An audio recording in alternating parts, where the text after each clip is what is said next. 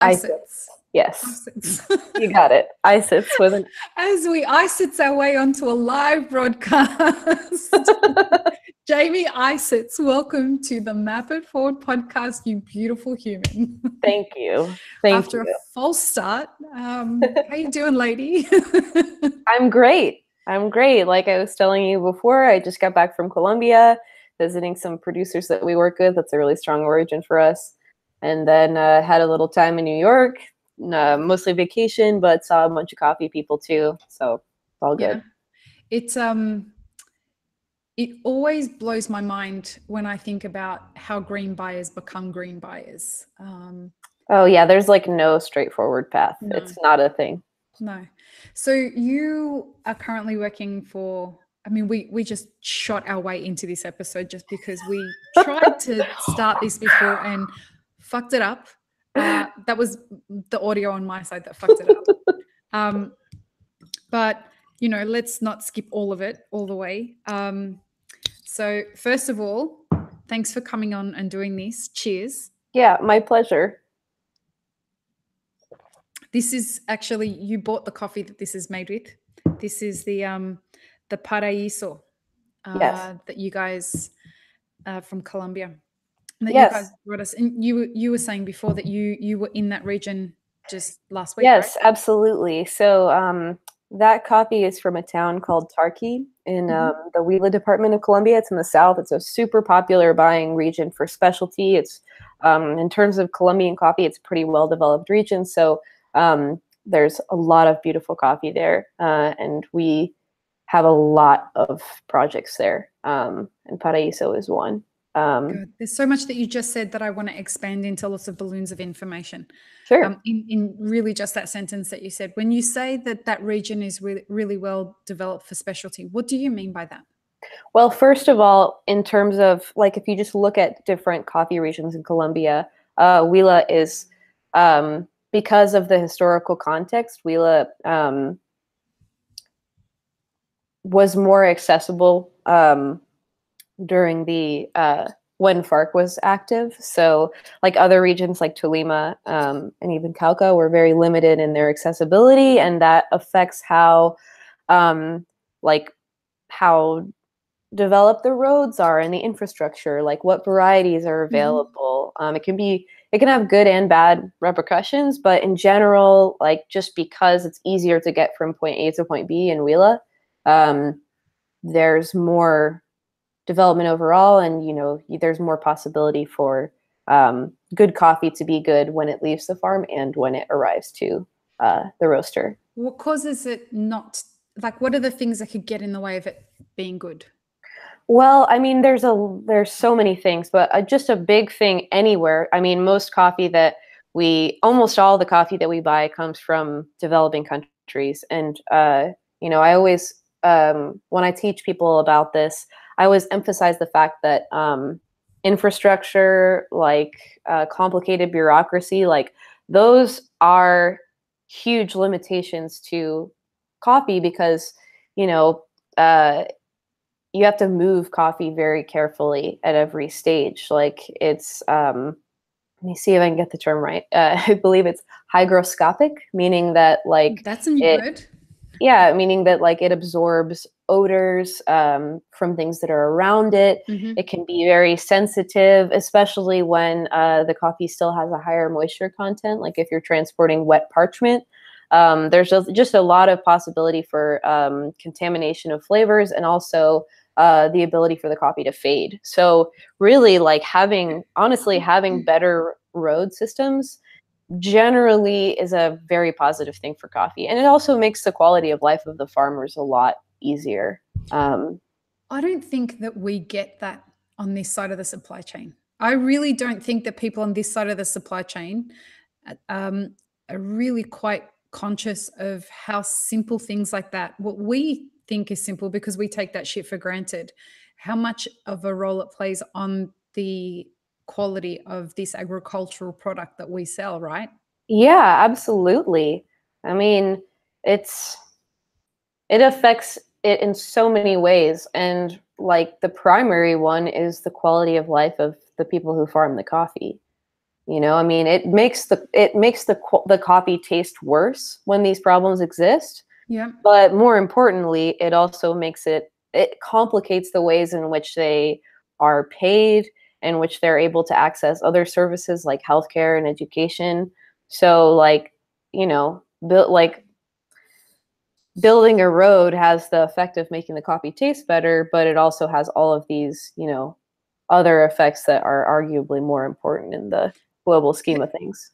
Tell me how, like, give us a picture of what it's like when before a road shows up and then after a road shows up. Not about the coffee. Like, we get that part just seems really self-explanatory.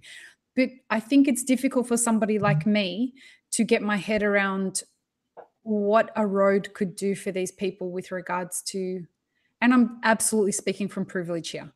That's okay. So am I. Absolutely. So, well, let me just use a particular example. So, I have a friend who's working on a project where she's working with a very, like a community of producers in Guatemala that are not specialty producers, do not have access to the specialty market.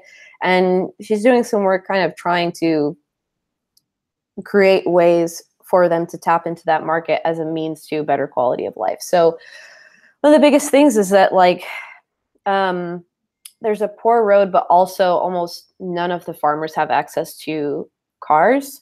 Mm-hmm. So the only way that they can transport their coffee to the place where or their cherry rather, because they don't have depulpers either. The only way that they can transport it to the place where they receive payment is to walk it. So you've got, you know, you can only take as much as you can carry, which these people are strong because they do it all the time, but there's still a limitation. You know, you can only carry like maybe 150 pounds. That's a fuck ton. Yeah. Well, if you do it all the time, you get really strong. But so you carry that much, and it's a 3-hour walk each way. So just like, even if you take nothing else into effect, just think about if you had 6 hours of your day doing that, like what else could you be doing with that time? Yeah. You know, just the time itself is like a huge cost for these individuals, not even talking about like how much they get paid when they get there. So something like that, where like in their case, it would be just an easier way to transport the coffee in general. But this consequence happens a lot in East Africa because most people are delivering their cherry on foot or motorbike or even bicycle. So having an easier road or a bridge or something that makes the route faster, like, just immediately gives them that much more time. So not only can they use it to do all of the other things that life demands of us, it also means that they can transport the coffee faster and spend more time cultivating coffee if that's how they choose to use it, if that's what they feel is valuable to them based on how the supply chain is treating them. And it makes them more efficient. Like, at the end of the day, everything about the supply chain becomes more efficient from their end. Right. And I mean, also from our end, even from a purely quality-based perspective, you know, I mean, like, I often caution people that I'm not a development professional and I'm not an agronomist.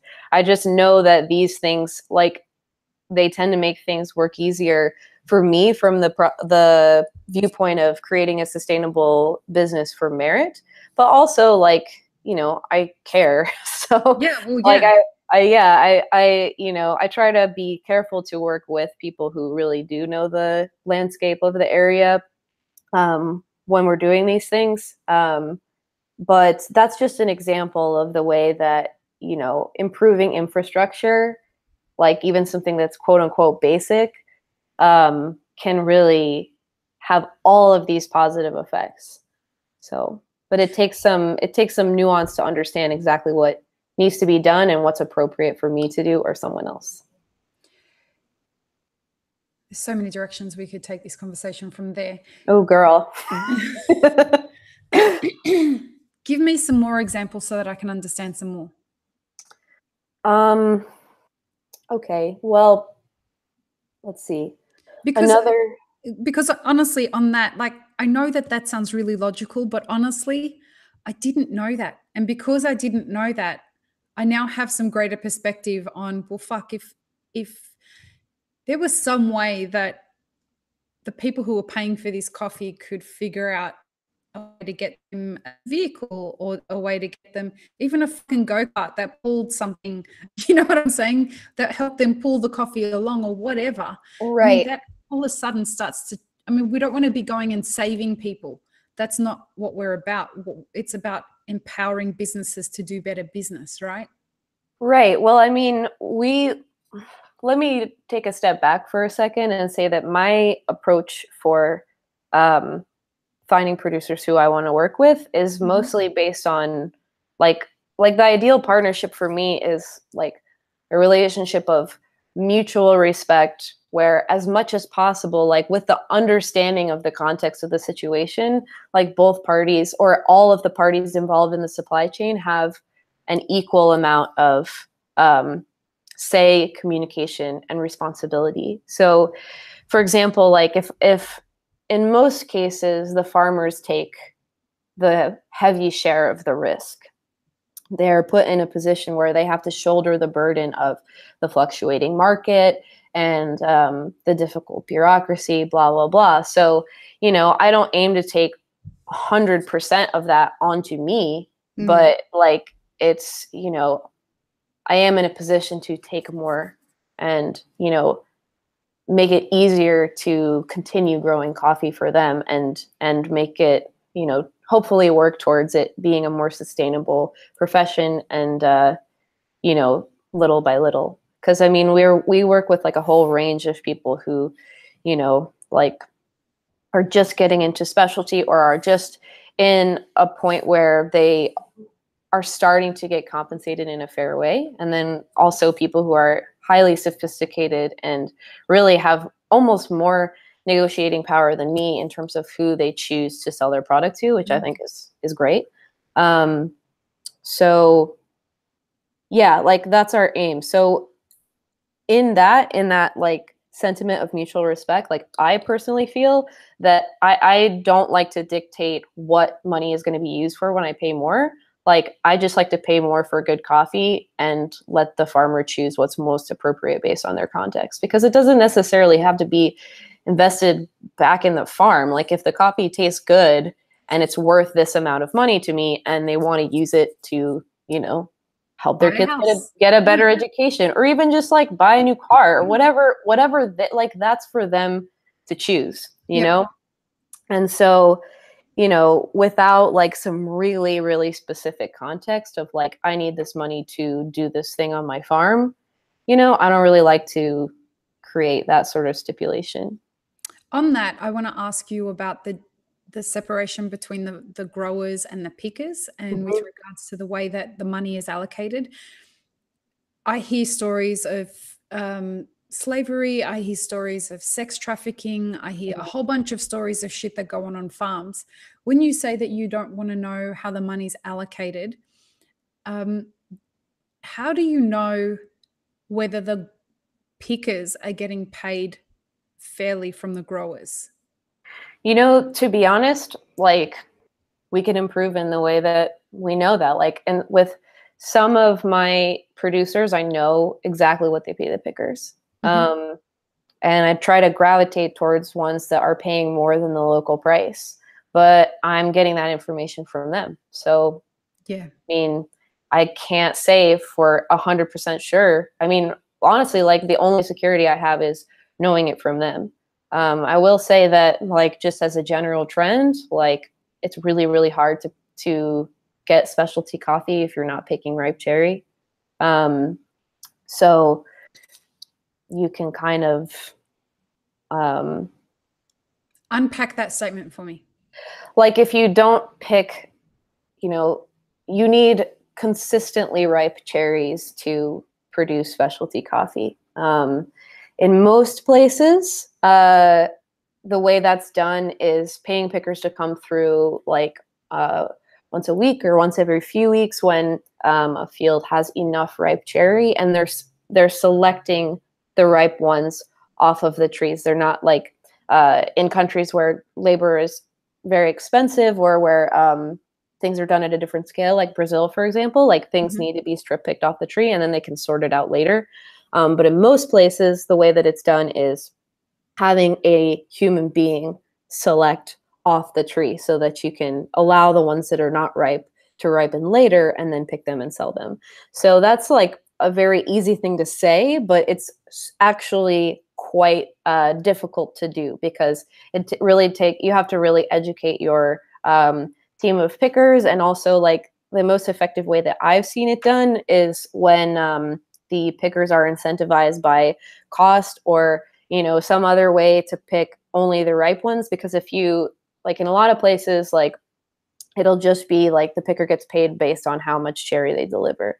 And if there's not like a good system in place where the farmer says, well, I'm not asking you to pick for quantity, I want you to pick for quality, then, you know, there's like, you're just going to get more irregularity, you know? I mean, that's just my feeling. Like, I think that, like, I'm lucky that I work for a company where, like, people understand that you have to pay more if you want people to work better. And I think that's part of the reason why, like, I also like to choose to work with farmers who have similar priorities to our business, because they'll use those similar strategies, whether it's with the pickers or with whatever else, you know, like, but I have to deliver on my end as well, and being a good partner, a good communicator, and paying a good price, because it costs a lot more for them to pay their pickers more. Have you ever been involved in transitioning a farm to better practices that way? At Merit, not really, because we're only 4 years old and I've only been here for 3 years. We have a couple of projects that are really encouraging in that way. Like, but I think in terms of like making a real impact and taking someone from completely not specialty to specialty, like, we just haven't had enough time. Like, I think really that takes years, at least 5 to 6 years to really be there. We do have one project that I feel pretty proud of that is kind of in the beginning of that stage. A farmer in Guatemala who's kind of like the rare middle class farmer in Guatemala. Like, he's not like a huge estate. He's not like you know, part of an indigenous cooperative. He's kind of in this middle place. Like, we started, you know, we were lucky enough to be introduced to him like at the very beginning of his career in specialty, and buy you know, a small quantity from him, and then it was a huge hit. And so the last 2 years we've bought his entire harvest of this particular quality. Wow. And I mean, you know, that, like, I usually like to take it step by step. With him, we moved a little bit faster. And I mean, it wasn't without its road bumps, but it's definitely a worthwhile investment. And also with him, it's a little easier because we have a good direct line of communication. And the other partners I work with for milling and quality control and stuff, like, they really hold up their end in terms of great on the ground support. So, like, I think he's the closest person to that. And his name is Julio Olayo. We market his coffee as Olayo. We just received this year's sample, so we'll be offering it soon. So yeah, but do have a couple of exciting things that I hope we'll be able to tell that story with over the next few years. Yeah, awesome. That's exciting. Can we chat a little bit more about the idea of I want to get some insight into the fact that less than fabulous staffing practices happen at different origins. And I say this because the same thing happens here in America. Even if we just look at the cafe situation, when cafes are prepared, and this irony that I've been wanting to point out for so fucking long, is this idea that we want to spend, everyone's like starting to say, oh, I want to make sure that I spend the right amount on coffee. I just don't know how to do that. And in their cafes, they're still paying minimum wage, which isn't a livable wage. Yeah. You know, there's a hypocrisy in that just doesn't sit right with me. But this is about the back end of the supply chain right now. So can you tell me a little bit more about what that actually looks like? Well, I mean, let's talk about Central America, for example. Okay. So in Central America, most of the time, like the norm with pickers on larger estates is that they're basically migrant labor. Like you might see the same pickers year on year, but like the tendency is for, you know, people from a poorer country to move around with the harvest and get work when it's available. So all of the same broad issues that apply to migrant labor in the US, for example, like also apply there, but with the like extra complication of, you know, inefficiencies in government, inefficiencies in infrastructure. So like I can't really say I'm the right person to talk about like, you know, whether like sex trafficking or harassment or slave labor happens on coffee farms, but just thinking about, you know, the global context for this sort of thing and like migrant labor in general, you know, I can't rule it out for sure. Yep. You know, I try to, like I said, like I'm relying on self-reporting from the farmers and just like an understanding based on my other on the ground partners who don't have a direct, like they don't have an incentive for me to work with this particular farmer.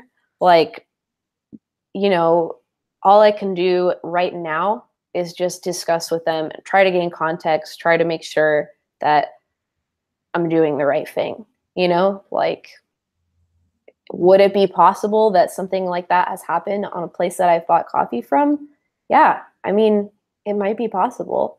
As I try to do as much as I can and not make that happen, but really without like some clear, you know, investigation with the pickers themselves, clear understanding of that, like I can't tell you for sure. And I've been thinking a lot about ways that I could get more involved with that while still maintaining the respectful relationship that I have with my farmer partners and not being like, well, crack open all of your books. Like, I don't trust you. Like, show me everything. You know what I mean? Because like, it's the same with, you know, when people ask us about our traceability, like I have nothing to hide and I'm willing to show them all the ways in which we do things. And I'm lucky that most of the people I work with share their costs and their structure with me. But, you know, like I don't want to poke too hard because that's disrespectful, you know? It's like the clothing industry. You know, my twin sister used to work for a company called Coates. She was the CFO there, and she would a big part of her job. Coates, for anyone who doesn't know, Coates is the biggest thread company in the world by a long shot. And part of her job was to go to the factories where the threads that they made were used. Well, she would go to the factories where they were making the thread in countries like Bangladesh and India and, you know, different parts of Asia. And, you know, the rules were that if you were on the factory floor and you were working, you would have to have an ID that showed how old you were. And she, you know, you can ask for the ID and they'll show you an ID that says that you're 16 years old.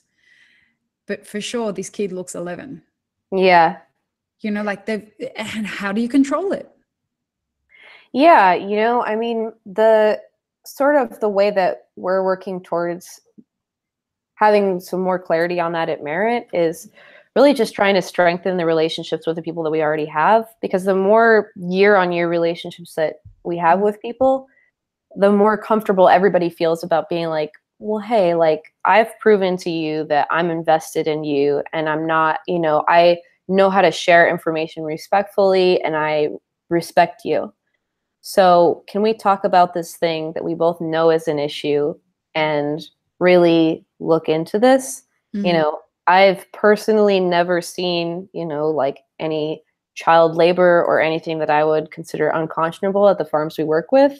But the truth is that, you know, I'm there a few days out of the year. And even the people who I have working with me on the ground are not there every day all the time. So it's like, you know, So we have a few people that we're starting to be able to do that with, but like I said, like I need to prove to them that we're truly invested before I feel like I can say, like, beyond just like what's the rate you pay your pickers, because most of the time they're pretty, you know, pretty clear about that. But yeah, this is something I've been thinking about a lot. Yeah, because it's not something that we really want to talk about as an industry. And I don't know that a lot of people want to admit that we're a part of this. You know, at the end of the day, this is something that happens, and it's not just in the coffee industry. This kind of shit stuff goes on everywhere, and because nobody really talks about it. Well, look, you know, we don't even need to sugarcoat it. Like, we're feeding the legacy of colonialism through this industry. Absolutely. Like every, you know, like I was telling you the other day, like I think about that a lot, and it really troubles me. But ultimately, like I really like doing this, and so you know, I just try to educate myself as much as possible and try to make the decisions that are going to continuously lead to making coffee like a real like a conscionable profession that's not like that, you know. I think so we're a long way from there. That's the best quote I've heard. We're feeding the legacy of colonialism with what we're doing. I mean, if we're going to real talk, that is exactly what we're doing. And I think it really disturbed me so much when I came to realize that. And I don't know why I didn't. I feel stupid and ignorant and naive and all of those things when I didn't put those things all together. I kind of just thought, well, because it was privilege. You know, No, it was this don't idea. feel that way. Guilt's not a productive emotion. It's okay. No, but it was once I hit that guilt. I think shame is an unproductive emotion. Guilt is a place where you can build from. And so once you've, as long as you don't harp on it too much. So for me, the moment I feel guilty about something is the moment of action. So if I'm feeling guilty about something, I've suddenly become conscious of something that I'm either complicit in, or that I was, whether that be complicit consciously or unconsciously. And so once that emotion hits, I'm like, all right, I don't do guilt for any more than a few seconds. Now let's go into action and let's figure out how we can fix this, which is why I decided that the content theme for this month was going to be the supply chain, because everything starts with conversation. Everything starts with the idea of, well, let's uncover what the fuck's going on and what role we play in it. And then we can start some constructive think tanks, I guess. Right. Even if it's just within oneself. If people are listening to these podcasts and they're hearing that this kind of thing goes on, what I would like to see is, because this is not just a green buyer or a roaster situation. This is people at the barista level. People who are in working in admin, like those people who are not directly involved in the buying of the coffee, can still play a role in the way that this supply chain formulates itself moving forward. Well, so let's talk about that, because so, for example, like I think that if you're new to this idea and you know, let's say you're just starting as a roaster and you want to create a scenario for you where you can pay a good price for coffee and you don't fall into that trap of the race to the bottom, then you need to consciously think about the ways that you are building your lineup and your offerings so that you can budget for that. You know, like I'm very lucky. Like one of the reasons why I wanted to work specifically for Merit was because they already had that baked in to the way that they offered coffee. And so it was pretty easy for me to use that as a good starting point, you know? And I think that one of the ways in which we've been able to distinguish ourselves and have people want to work for us is because they know that we pay for good quality and good work, and that we buy consistently. So like, and the other thing is, you know, I think like other people have said this before and in more depth and better than me, but like the way that like a barista can, or someone who's running a shop or whatever, can contribute to this supply chain and make it so that farmers can be paid a better price is to just be better at their jobs. You know what I mean? Like to offer better service, better ambiance, better everything. It's not just about the coffee education, because truly, like, the more that you can, you know, create an environment where people want to pay more for their experience, the more money is going to go to the producer if the people who are buying the coffee are good. Yeah. So And yeah. Go ahead, Jamie. No. So that's one end of it. Another interesting thing that I've been thinking about a lot lately and that we've been working on a lot here is also just waste management.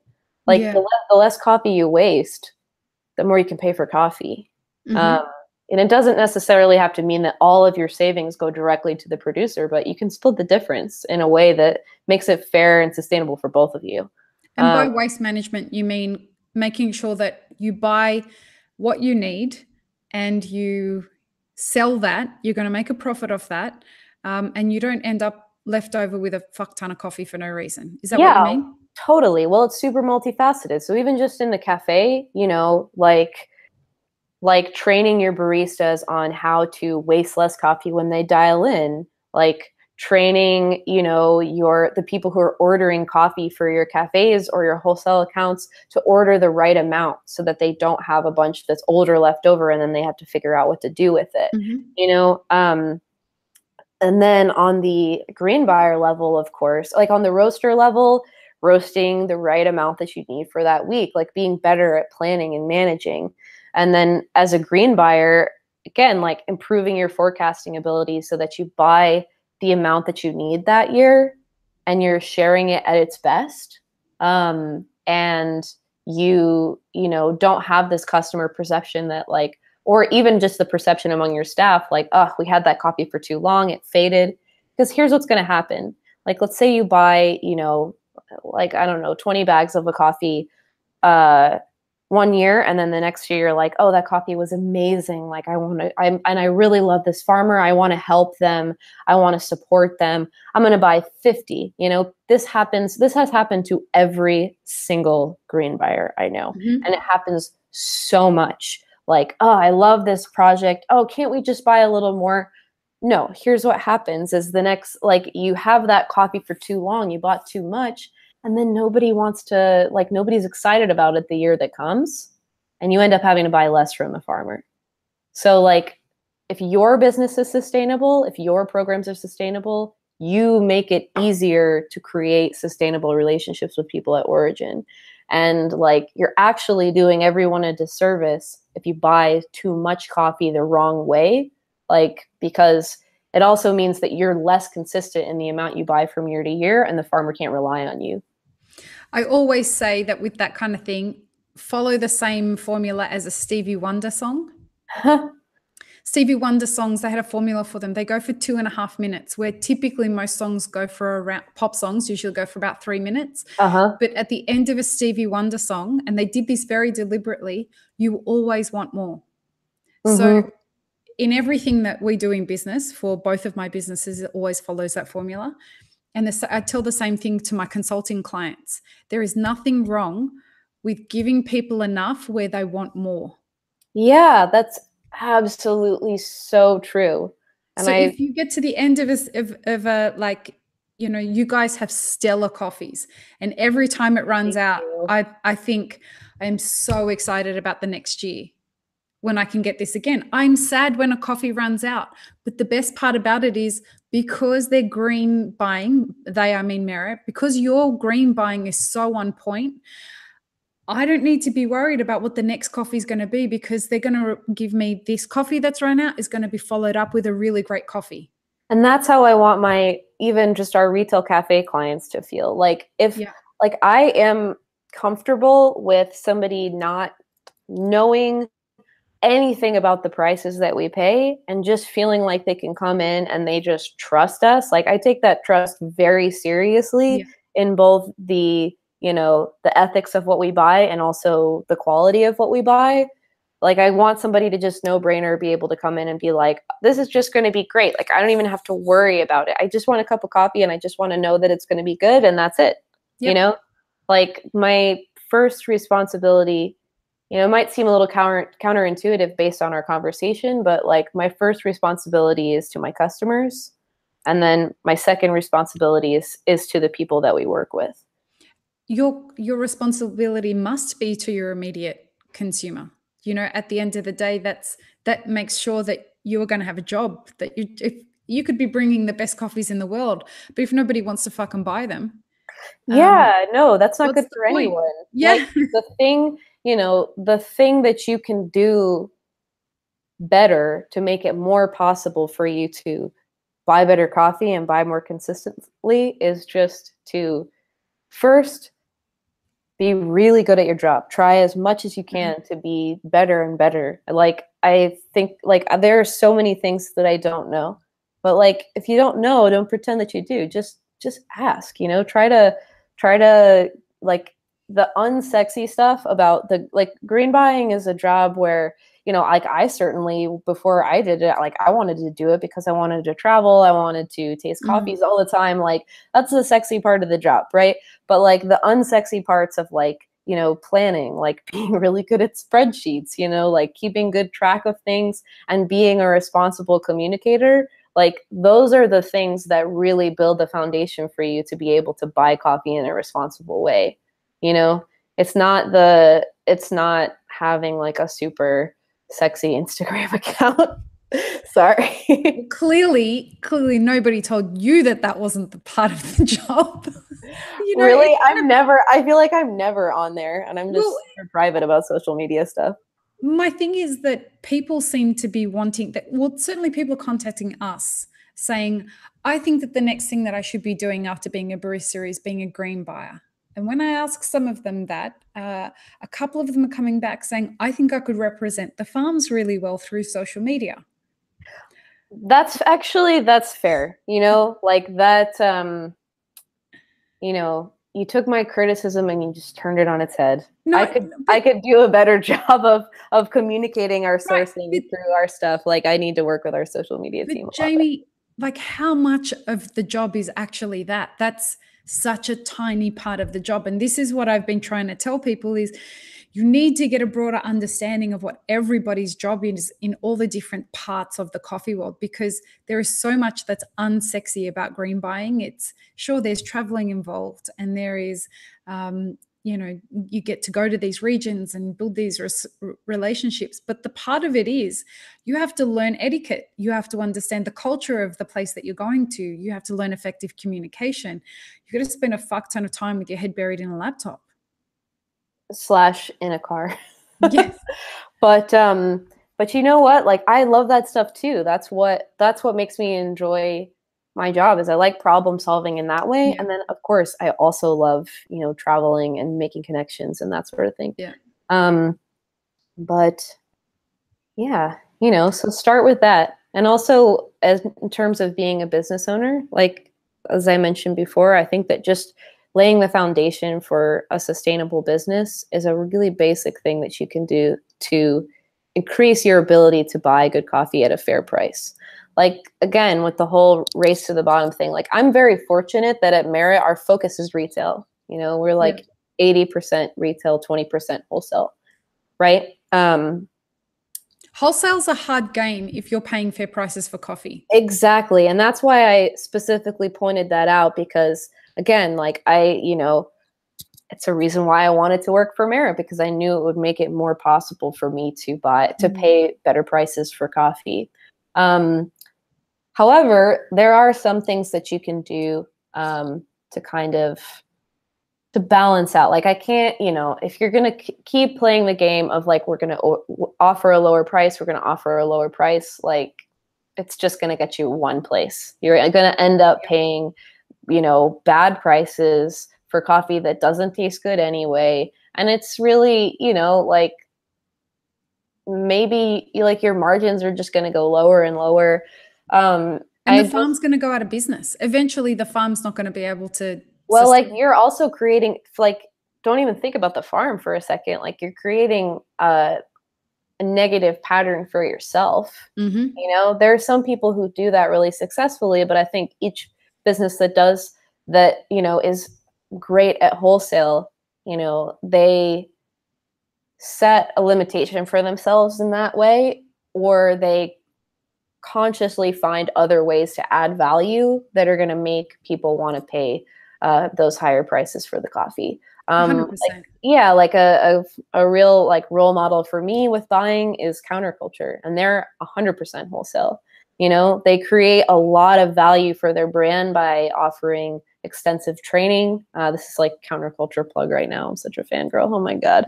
But yeah, no, I admire how they are, you know, they have such an effective and clearly communicated buying program, but they don't like, they communicate all of the nuances of what they do in a really good way to their customers. And they still manage to have a huge wholesale repertoire. Like, I think that's really, really cool. And, you know, I think at least from the outside looking in, they seem to be some of the most effective at creating lasting relationships where they, you know, look for ways in which they can pay more and offer more services to the farmers that they work with.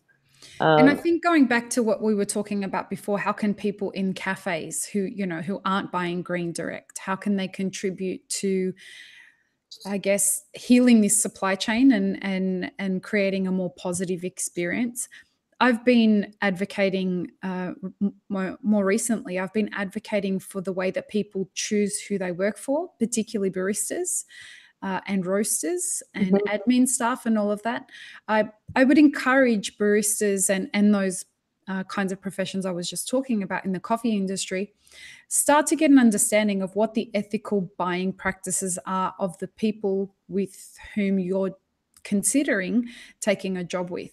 If you are not asking those questions, you may be potentially contributing to the problem by choosing to work for somebody who hasn't considered what the ethical buying practices are. Does that make sense? That's absolutely true. And I think that right now, like I feel very confident in the way in which I'm working to try to pay more for coffee and the prices that we are paying. There's still a lot of work to be done, but in terms of communicating that to the general public in a way that somebody who's looking to work for us could know, it's pretty non-existent. That's kind of my project for 2019. Yeah, I hear you on that, Jamie. And the thing is, that goes both ways. I don't know that people know how to ask the questions about that just right yet. Do you know what I mean? Yeah, absolutely. Like, I wish that there were some way to make it simple, but the truth is that it's not simple beyond the basic principle of like pay better prices for good coffee because it costs money, you know? Like, I want to say, you know, like posting FOB prices is great, but it doesn't really communicate the complexity of it. FOB means free on board for anyone who doesn't know. Yeah, so free on board. The only really good communication I've seen about what that means and where that can fall short has come from Counterculture. So free on board. I think you may have talked about this with someone else in a previous podcast. Yeah. But please go ahead, please. Yeah, well, in short, it's all of the costs up until the time that the coffee ships from the port of origin to where it's going, where it's headed. Yeah. So that's not really my cost, because I also have to pay for, you know, the fees that are included in importing the coffee, and also like shipping it to me, costs for, you know, doing test batches, all that kind of stuff. And then it's also not really representative of the costs to the farmer, because it's, you know, it includes all of the services of a miller and an exporter and da da da da da. So my project for this year is to gather all of my farm gate prices, which is the price paid to the farmer. And that can be pretty complicated, but I want to, it's a lot easier with the people that we're currently working with in Latin America because of the way that the supply chain is structured in East Africa. It's extremely difficult, but not insurmountable. So we haven't talked much about East Africa so far this month with regards to the coffee supply chain. Give me an understanding of what the differences are buying coffee from East Africa and Latin America. Okay, well, let me put it in perspective. So, some of the smallest farms in Latin America might be, let's say, 1 hectare. Um, I used to have a good, because I teach a class on this for our managers. I used to have like a good, like, what is a hectare? I want to say it's something like, you know, the size of like a little bit bigger than a football field, something like that. However, it's a small area. So it really varies from country to country, but you know, we can use as a generalization that from one tree over, you know, the whole harvest season, you're going to get about 1 pound of specialty coffee. So it's not very much. And that's pretty spread out too. And I know don't at me about how it's really different everywhere. Like, yes, it is. We're talking general terms here, people. I know, right? So I get a lot of that. So I imagine you do. It's like, yes, I know it's complex. I know. Yeah, just trying to break this down so that we get some perspective. So yeah. Right. So leave Jamie alone. Let's just say you can get a couple hundred trees in that space, right? Maybe a lot more than that if you're going crazy. But farmers in East Africa, we're talking like 50 to 100 trees for some of them. So it's just on a scale that is really not even seen in Latin America in the broader sense. So, and also the majority in most of Latin America, farmers are delivering parchment, either wet or dry. But in East Africa, it's almost exclusively cherry. So, they pick cherries off the trees. Take a step back for a second there. For anyone who doesn't understand what you mean by the difference between those two things, can you explain? Yeah, absolutely. So when you look at a coffee cherry, there's essentially 3 different parts, right? So you have the skin and the mucilage, which in washed coffees, that's like the way you say that, mucilage. It's like the meat of the fruit, the flesh of the fruit, right? So in washed coffees, that's removed. And then you have the seed itself, which is the green coffee, in the very center. Who were you waving at there? Sorry, I'm in an office with a window, and I just got back, so people are like, "Hi," Oh my God, Jamie's back. Yeah, but anyway, so you have the seed in the center, which is the part that we use for green coffee. So between the seed and the mucilage, the fruit itself, there's this other layer, this protective layer called the parchment, and that's basically just like another line of defense for the seed that guards the embryo inside. So whenever we talk about processing or anything, all of that is happening. Like the main things that we're talking about are what happens above the parchment layer in the removal or not removal of the fruit. Everything afterwards is dry milling, which is removing that parchment from the green bean inside, and that's how it becomes green coffee that we can use in a roastery. So if you deliver the coffee in cherry, it can be really vulnerable depending on how much transport you have. You can get extra types of fermentation. You can get there's a lot more sugar to work with. So bacteria, yeast, other microbes can really get into that if you're not transporting it or taking care of it correctly. So if it's sitting on the back of a truck and there's heat, that's going to encourage fermentation because there's layers of cherries, and as the heat hits it, just for anyone who doesn't understand what that process is about, the heat will hit it. As it hits the stack of cherries, there's going to be condensation that starts to happen as the heat starts to increase. That the moisture content that's just even between the cherries is going to start to encourage any of the bugs to start proliferating, and then you'll get an accelerated rate of fermentation. Exactly. And just more inconsistency in general. I mean, sometimes people can rest and it's become more common to rest coffees in cherry, but it's usually in a little bit more controlled environment, like, delivering coffee in cherry where it's being moved and all this stuff, generally a little bit less than ideal. What's even less ideal is wet parchment. That's when it's been depulped but not dried. Like you need a really good system to be able to get wet parchment from a farm to like a place where it's going to be dried if they're not the same place. And then dry parchment. Is that a regular practice? In some places.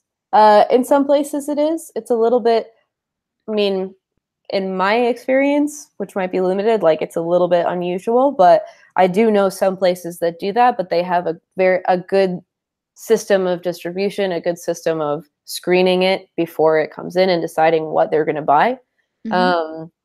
But I'd say it's a lot less common than delivering cherry or delivering dried parchment. Because the dried parchment is going to be the most stable. It's dried down to, between 10 to 12%. It's, it doesn't have, if it's at that level, like it doesn't have a water activity to allow microbial proliferation. So it's just more stable in general. So anyway. And when Jamie says it's down to 10 to 12%, that's the moisture content of the green bean. Yes. See, it's really difficult to communicate this stuff in a simple way. Because and that's where sometimes I'm the interpreter here, because I get away with asking the stupid questions that people like me who know nothing about this stuff really. It's not stupid. You're normal. I'm the one that's weird. You're right? not weird. So yeah, you will not lay claim to that title, lady. I am the most weird person. Okay, that might be true. No, all I'm saying is these are the kinds of things that this is your everyday language. So for people like me who don't understand it and want to understand it, and to be clear, this has been explained to me about 100 times, and there are still so many things that I don't understand about it. That's okay. I mean, we can continue to go into the complexities of it. I'll just say in general, like, just think about it like this. So the coffee that we work with is a seed. Anything that's going to decrease the amount of protection that seed has is going to make it vulnerable. And that affects how the coffee tastes generally. Yeah. So, any time that we like take some part of it away, even taking it off the tree, exposing it to extreme temperatures, like all of those things affect the coffee quality. So you can kind of reduce it down to that. How did you know you would love doing this?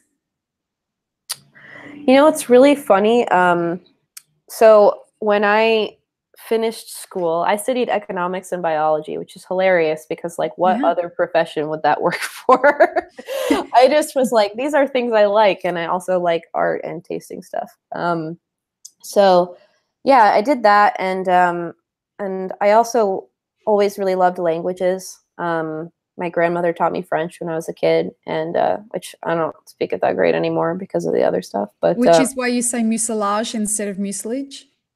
No, that's just, you can say it both ways. Yeah, it just sounds so cool, so much cooler the way you say it. That's funny. No, sidebar. So I was watching a David Attenborough documentary the other day, and he pronounced avalanche. Like what I was like, you go, David. Like, he is your kindred spirit, avalanche. I know, right? An avalanche. It was like, that's hilarious, David Attenborough. Mucilage. Yeah, well, I'm absolutely going to call it mucilage from now on. That's just always how I've heard it pronounced. You could say mucilage. That works too. The looks I'm going to get as an Australian saying mucilage rather than mucilage, mate. Mucilage. Okay. Fantastic. I love it. Yeah. Well, anyway, back to you, and how did you know you were going to love my personal journey with green buying? Yeah, well, I studied Portuguese in college as well. And Portuguese, biology, and economics. Yeah, I know. So what else was I going to do with that besides become a green buyer, right? In Brazil, particularly. I know, right? I had some loose, like, when I was in school, it was like the BRIC countries, they're a big deal. Brazil, Russia, India, China. So I had some, like, sort of loose idea that I was going to do something in Brazil with those things. But truly, it was just like, these are the things I like to do. So after school, I traveled a bit and worked on, I did a farming exchange program in Brazil and Spain. So I learned Spanish too that way. And yeah, you know, I really liked the dynamic of being on these small farms. And but I also knew that I wanted to be home. I wanted to be in the US, at least as a base. And so I was trying to figure out what to do. And I read an article about Mark Inman, who works for Olam now. He was the green buyer for a company called TaylorMade at the time. And it was like a classic, like, you know, what are the sexy things that a green buyer does, you know? But I read it and I was like, I want to do that. And then I slowly worked towards it. And I realized actually, like, I'm very well equipped for it. And I really, really like it. So that was honestly, like, it just so happened that all of my interests are the things that make up being a green buyer. And once I learned that this was a job, I was just like, I'm doing that. That was before I even worked in coffee. I just read it. I was like, I'm gonna do that. God, I wish my journey was a little bit like that. Like, I wish I had figured that out. Yeah, I had it easy. Oh, I figured like, for me, it was like, all I know is what I don't want to do. Do you know what I mean? Oh God, I have the exact opposite problem. I love doing so many things. For me, it's really more like, I'm really lucky in that way. Like, for me, it's been more like, okay, what do I want to do more than the other stuff? But it can't limit me from doing too many other things. It can't just be one thing. Like, yeah. That's like a different type of limitation. It's like the limitation of no limitation. I think I think you're very lucky to have found that, because me too. A lot of people are like, well, I know what I don't want to do, and these are the things that are available to me. So how do I find a way to fit into all of that kind of shit? Well, in one way, it was a little bit like that. Like, all of my peers that studied economics with me were, you know, like, going to work for investment banks, and I didn't want to do that. God, I cannot see you working in a fucking investment bank. I think you'd I mean, I would do it, but I would lose my mind. Yeah. Like, I could probably do it, but that doesn't mean I don't know. I'm really lucky to come from a place where, like, I don't have to, you know, like, I don't have a lot of debt or anything. Like, I can make choices to do what I want to do based on what the fuck I want to do, you know? Oh yeah. So, like, lucky me, right? But yeah, so I didn't go work for an investment bank, right? And then all of my biology peers, I didn't even know agronomy was a thing that I could be interested in. All of my biology peers were, you know, going off to do research, and I had tried that, and I knew I didn't want to work in academia. So yeah, now I know that being an agronomist is a thing that I could do. I'm like, you know, every day I'm like, well, maybe I should just go do that. So for those who aren't familiar with that term, agronomy is basically just the study of farming, I guess. It's kind of like looking at biology and you know, operations in a way that helps you understand how to work with plants better and make them produce better things. So it's like soil, you know, how to take the best care of the plant. Like, those are the people who I really rely on to help me, and who the farmers rely on sometimes as well. Like, a lot of my favorite farmers to work with have a background as agronomists, and they just understand things on a different level. So, do you think that that's something that you might want to go into someday? Yeah. I figured. It's not now, but it's definitely kind of like a hobby of mine to learn about that stuff. But I try to remind myself that I'm not an agronomist, and I need to let the professionals be the ones who give advice. I was speaking to John Allen from Onyx Coffee Lab last week. And I was asking him if he thinks that there'll be a trend towards expats, you know, on this side of the supply chain, once they've done everything that they wanted to do with regards to having a roastery and buying green and having cafes, et cetera, if he thinks there'll be a trend towards them going and buying their own farms and becoming a part of the communities, you know, making a whole sea change and going and living in communities around the world. Do you think that you do something like that and really start to delve into your inner agronomist as a part of that? I would like to be a farmer, but not for coffee. It's for all the reasons we've been talking about. Yes. Even if you have money, there's so much freaking risk, you know?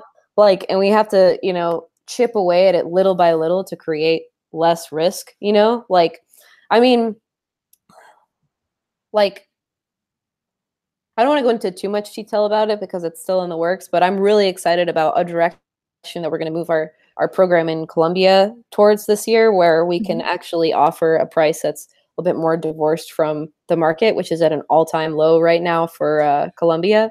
It was at 96 last week. What is it at the moment? Do you well, know? that's for the C market. That's the global. That's also a very, very like shockingly low price. But for when you Colombia, talk about Colombia, what do you mean? I mean specifically the base price for coffee. So Colombia is unique in that it has a very strong, and other coffee producing countries have this too, but Colombia is kind of famous for it. They have a very strong national organization called the FNC that dictates a lot of you know, things that are relevant to coffee farms, and one of them being what the price is per cargo, which is like a unit of measure for dry parchment, right? So basically right now, because of it, this price is dependent on the C market and also the exchange rate of the Colombian peso with other currencies. Like those factors have pushed it down super, super low right now. So like, you know, it has an effect on this unit of measure as well. But what we can do is with some help from, you know, other people who are on the ground is try to manage more carefully the price that we pay in a way that it's based more on what our budget is at merit versus the fluctuation of the international market. And, you know, that's a lot easier to do. We've done that in the past for other countries, where even the premium that we pay on top of, you know, the normal market price, like it's not structured that way, where it's not like, let me backtrack. Like we buy in other places where the price that we pay is not dependent on the local market price. In Colombia, it's a little bit harder to do because the farms are a lot smaller. So in order to, like, it's harder to have a relationship with individual farmers if you're working with like the average farmer, not an estate.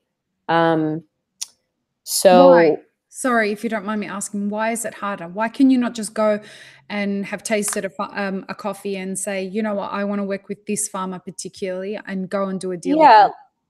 Let me qualify. It's harder for me, for what I'm buying right now, because if I want to buy enough to serve as like let's say we want to serve it as our drip coffee for a few months, then I have to buy from a collection of a lot of different farmers in order to make up that lot. It's a lot easier for me to, it's not hard for me to work with a specific farmer and pay them a good price, but it's hard for me to find and build the group that is consistently going to be able to supply me with that coffee. And like, that's what I'm working towards this year. And yeah, I mean, that's exciting to me because almost 50% of what we buy is from Colombia. So to be able to say like, okay, we have a price floor, and then like, this is the price we pay for this. Like that's pretty cool. I'm really excited about it. So what is it? I feel like I'm not doing a great job of making this less complicated for your listeners. Dude, I've learned a fuck ton already. Forget whether you're doing a good job or not. I'm steering the conversation here and I'm understanding it. So it's great. What is it like? Is that part of a legacy that you're going to be proud of? Like, or is that just absolutely? You know, absolutely. Like ideally I would be buying like I really admire what Christopher does, where Christopher from your previous podcast, like, and we're good friends and I respect him a lot as a buyer, where he is really committed to buying from specific, slightly larger farms and then, you know, doing multi-year contracts with them. Like I want to do that. We do that as well, but I also want to find ways to do that more with smaller farmers too. And so this is just one of the ways in which we're building on that I'm really excited about. So then East Africa will be the next challenge. So circling back. We would get there. I knew we would get back. Yeah. Circling back, some of the major challenges for transparency in East Africa, right? The farms are really, really small. There's not a lot of, not a lot is recorded digitally. So even if a washing station, which is a place where the farmers would deliver and sell their cherry to, even if they have a set price that they pay, or they have a set pricing structure, they're receiving deliveries from hundreds of farmers. And they might have a record of all of the different farmers they received from in this one day when this one lot was processed. But even if you have it, it's probably just written down on a piece of paper. I figured it was just it's somewhere by the guy who's standing by the scales, who's writing it down. Yeah, you've probably seen pictures of that before, So in terms of finding farmers to partner with, you can do it. It's just it's going to be a big investment of time for you or someone that you're working with on the ground. I was talking. So that's my next project this year. Sorry to interrupt you. I was talking with a Lyft driver the other day, and he said, "Oh, his family's from Ethiopia. They're coffee farmers." Mm-hmm. And I was telling him what I do, and I said to him, "How big is the farm that you have?" And he started laughing. It's a garden. And I said to him, "What does that mean?" He says, No, not real farm. He said, "There's trees everywhere. You go for a walk." Oh, he's from that part of Ethiopia. Yeah. He's like, you go for a walk, there are trees. You see a tree, it has coffee cherries on it. You pick, this is your farm. Yeah, no, that is a very unique and interesting thing about certain parts of Ethiopia, that you do have either completely wild coffee or coffee that's sort of they're tended forests. So the people who collect the coffee, they know that the coffee's there. They do tend to the plants, but it's not really there is a space that is my farm, that's really, really cool. Yeah, it was such a great conversation, because he says, no, we don't plant the trees. We go, we look after them. We pick, we go for a walk, we find them, and we know when we're ready. And then we take them to a place, we give them the cherries, and then they take care of it. Yeah. No, yeah, there you go. Right. So it's really currently the deepest sense of transparency that you can get from East Africa. Most of the time, if you're working with these smaller farmers, is the washing station, the place where the cherry is delivered to. That's called a co-op, right? Not necessarily. So a cooperative could be bigger than that. A cooperative, typically what happens is you have a cooperative of farmers and they own washing stations. So washing stations can also be privately owned. If it's a cooperative, it just means that the farmers who pay in are members. And so a cooperative they could not own their own washing station. They could own their own washing station. They could have, 6 or 7 or 10.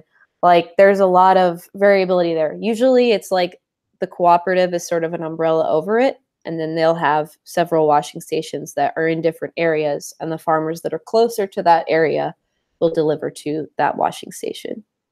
And does all the milling, everything happen at those washing stations? Or do they then take it somewhere else? Yeah, actually, so all of the wet milling happens there. That means removing the fruit from the parchment, and typically the drying as well. And then the dried parchment is transported to a dry mill. Usually things funnel towards the dry mill, because dry milling requires a lot of big, expensive equipment. So it's not typically something that, a smaller cooperative or something would own. However, it's really, really nice for me as a buyer when the people who I'm working with more directly do have their own dry mill. For example, we work with a washing station in Burundi that owns their own dry mill.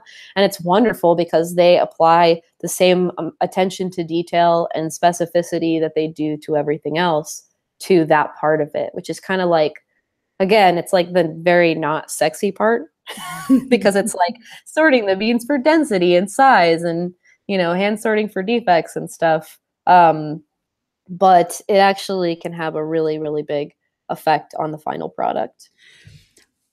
I'm wondering, in my very uneducated green mind, you gotta stop with that. Well, I'm in a transition of knowledge inhalation at the moment. You know, I really love it.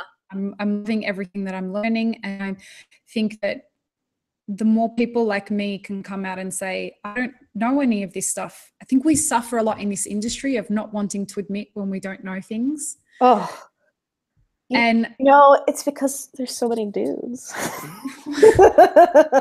I'm not a dude, and I suffered from it too. No, me too. Me too. It's why I go to so much effort in stepping into my vulnerability that way, and try and encourage as many people as possible to say when they don't know something.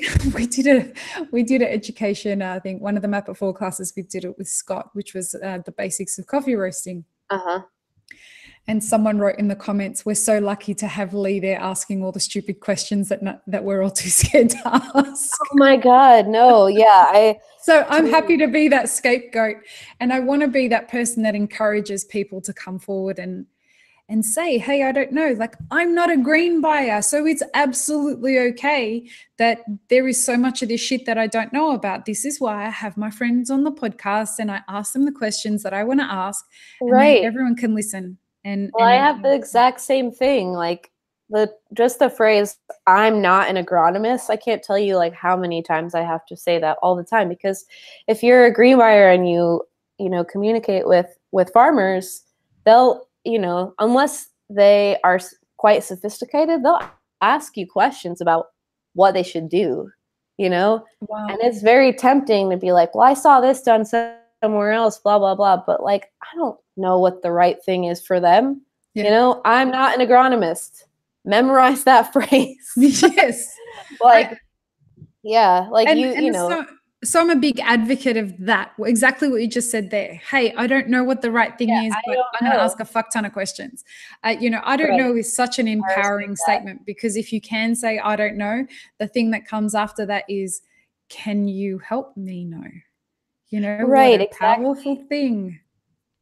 Yeah, exactly. And, you know, this kind of goes back to like the first thing that you can do to strengthen your coffee supply chain is to be good at your role. Yeah.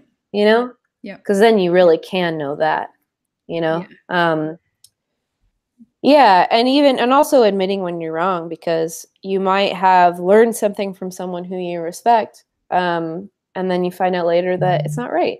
Yeah. And you've been telling people that, you know, like, it's okay to be wrong sometimes. Yeah, just go fix that shit. Like, do the whole Buddhist thing with that. When you know that you've wronged someone or you've done something wrong, find the path of least resistance to fix that shit and get it sorted as quickly as possible. Don't sit on it. Yeah. Story of my life. Yeah, you and I both love. I do want to go back to what I was going to say right before I said, like, coming from my, you know, very green mind here with regards to this stuff.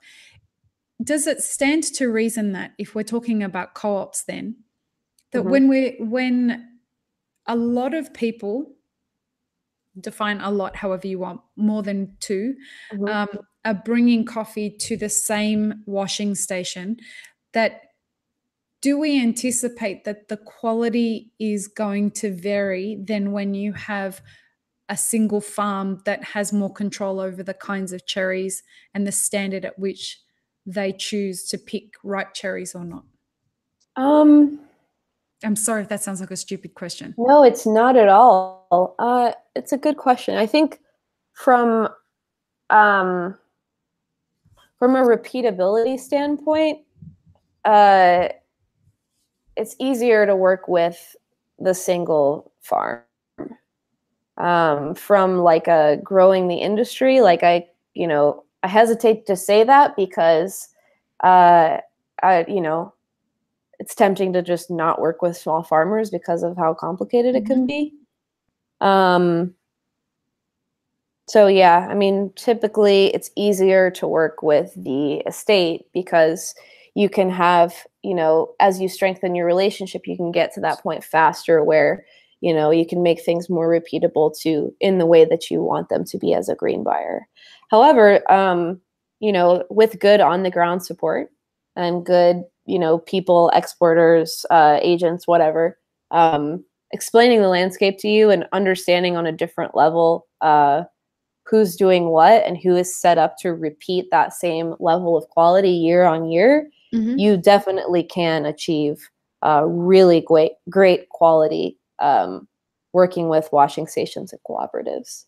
I mean, as evidenced by the fact that coffees from East Africa a lot of times taste super great. Oh yeah. Oh yeah, they do. They're always my favorites. I'm an African girl. You know, like for me, I typically prefer Africans that are naturals. It's just where my palate goes.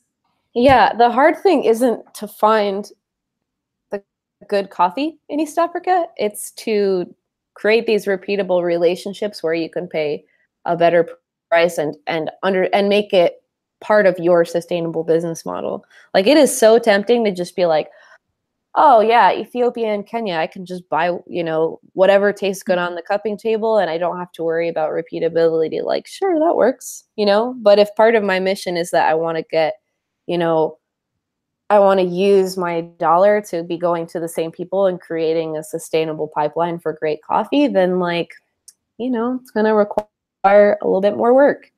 It's not, you know, it could be so easy. I just make it hard. Well, I think that you could look at it in a different way. You're playing the long game. You're not playing the instant gratification kind of, let's just do this really easy and let's just keep it rolling and repeat the same shit every year with regards to, okay, whatever I cup this year, this is what I'm going to buy. No, well, I think what you're doing, and look, for anyone who's listening to this and trying to think of why you should do this when, like Jamie's saying, it could be so much easier. You want to think of the long game of your business. If you want to sell your business one day, having these established relationships, and this is me as the entrepreneur talking, it becomes a part of the goodwill of your business. So it's a part of the business that you can't put necessarily a number on. And it's a part of the equity of your business that's not tangible. That's what goodwill is. So having these established relationships absolutely increases the price at which you can sell your company down the track. That's true too. Another way in which having these relationships kind of makes your business work smarter is that if you know, are working with the same reliable people every year, you know, like let's just say like all of the people I'm working with right now, like 10 years from now, Merit's working with the same ones.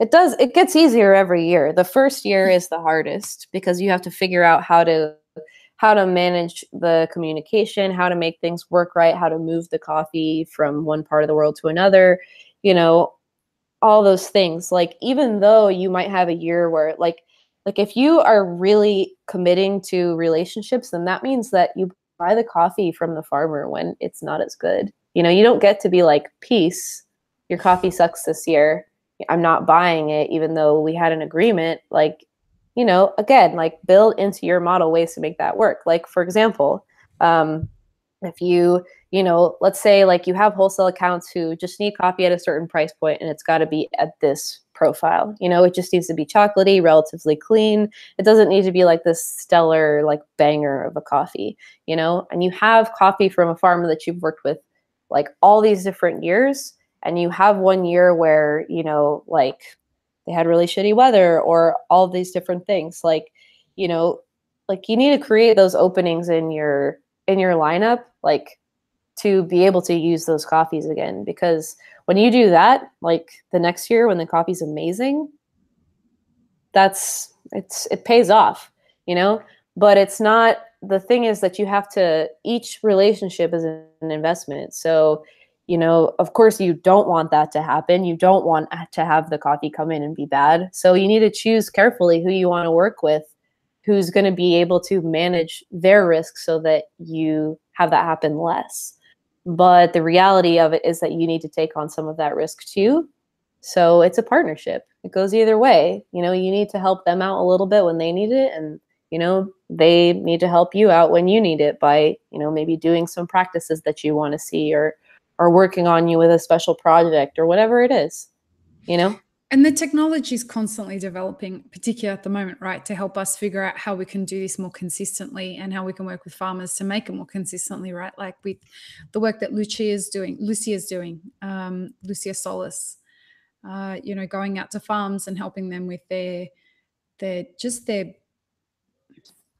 processing and their processing, aside from necessarily fermentation, but she's just looking at, like, is there ways that we can do this that's more consistent and cleaner and leaves the cherries less susceptible to contamination from different sorts of bugs? Right?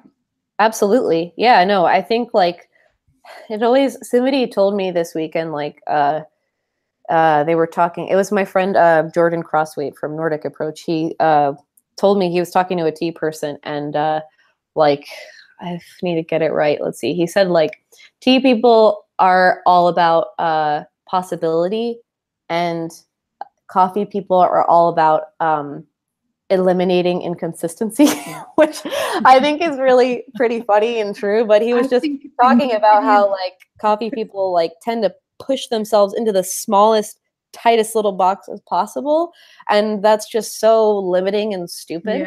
Especially when like the box right now is like, you know, kind of exploiting this legacy of colonialism that we were talking about, you know, like, yeah, I'm big on not creating more limitations than there already are. So I think, you know, the consulting that Lucia is doing and, you know, could be applied in really interesting ways.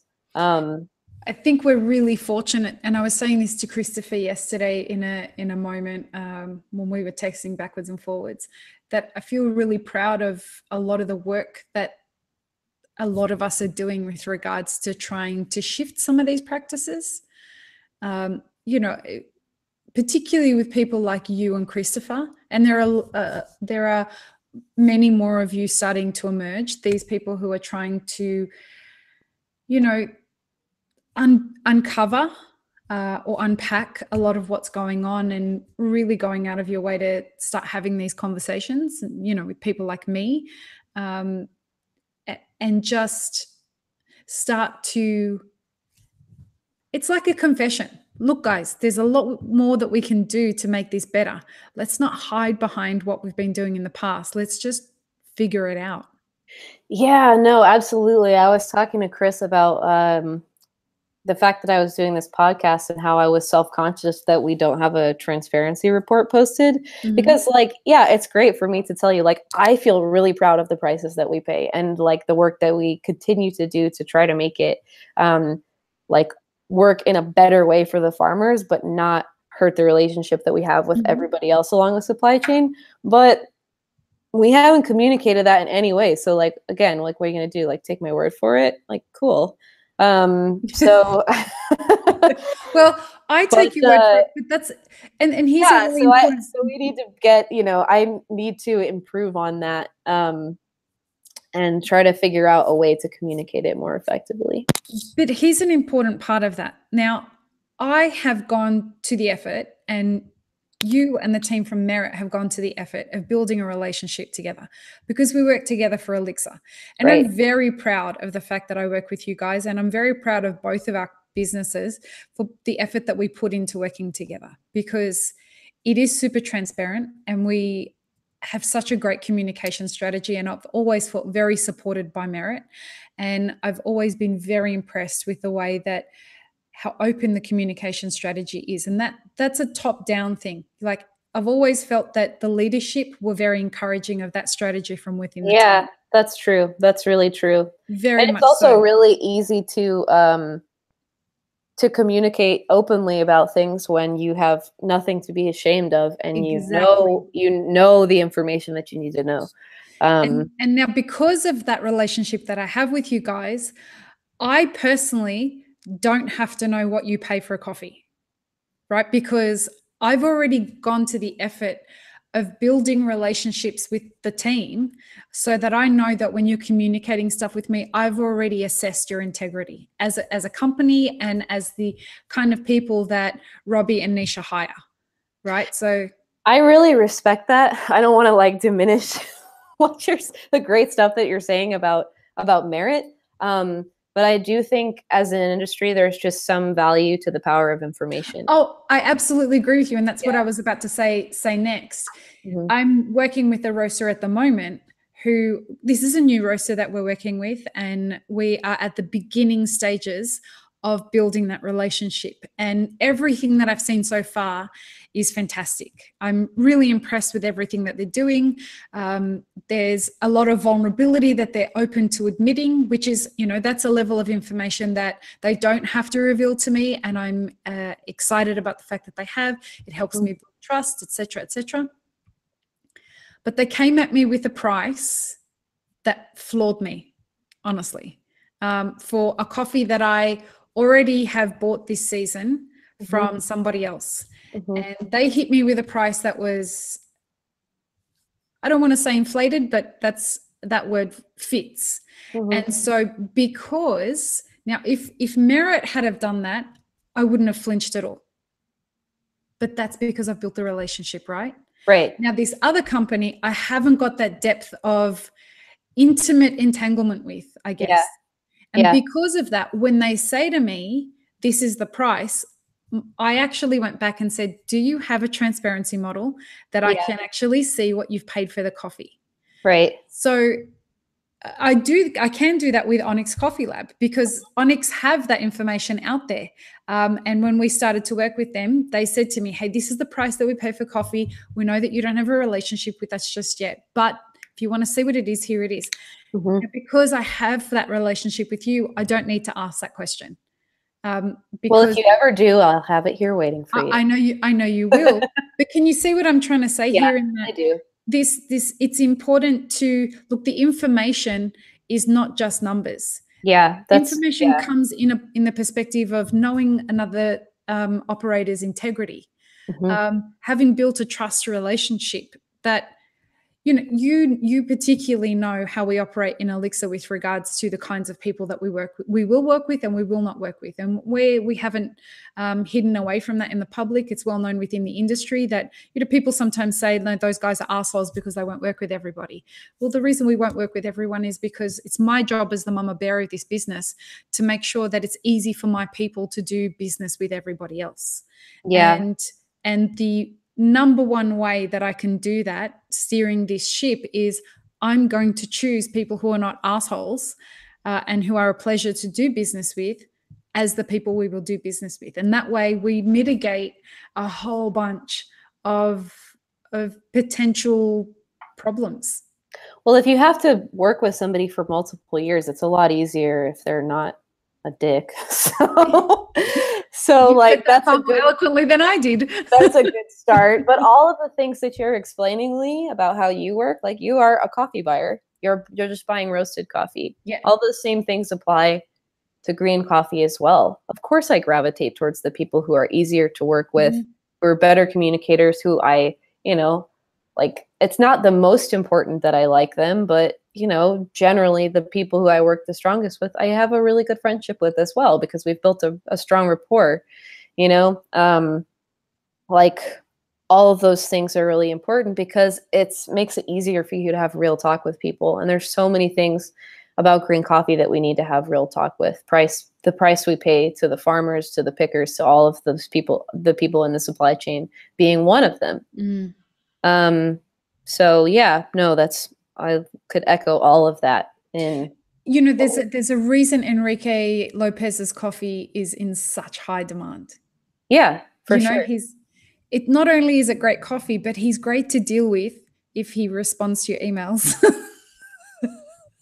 But I've got to tell you when, and Enrique, you know how much I love you, for the limited amount that I've spoken to you, which is on this podcast and via chat.